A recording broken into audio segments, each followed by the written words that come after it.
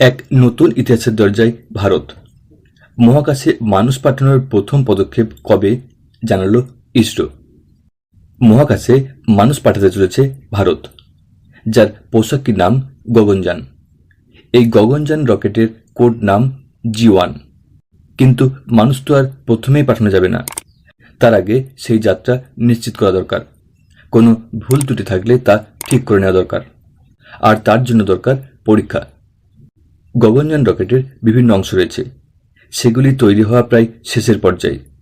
সেগুলিকে সতীশ ধাওয়ান স্পেস সেন্টারে নিয়ে আসা হবে আগামী নভেম্বর মাসে।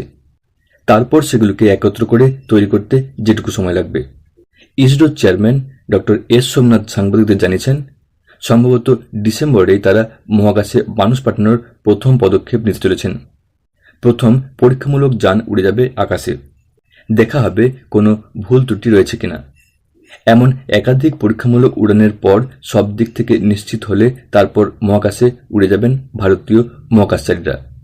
ভারতের রাকেশ শর্মা প্রথম মহাকাশে যান, কিন্তু তা ভারতীয় প্রযুক্তির হাত ধরে ছিল না।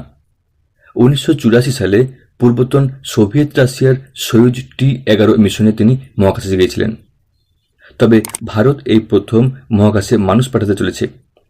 ভারত তার নিজস্ব প্রযুক্তিতে মহাকাশে মানুষ পাঠিয়ে মহাকাশ বিজ্ঞানে আরও একটা মাইলস্টোন পদক্ষেপ নেওয়ার অপেক্ষায়। তারই প্রথম ধাপ হয়তো ডিসেম্বরে চাক্ষুষ করবেন দেশবাসী।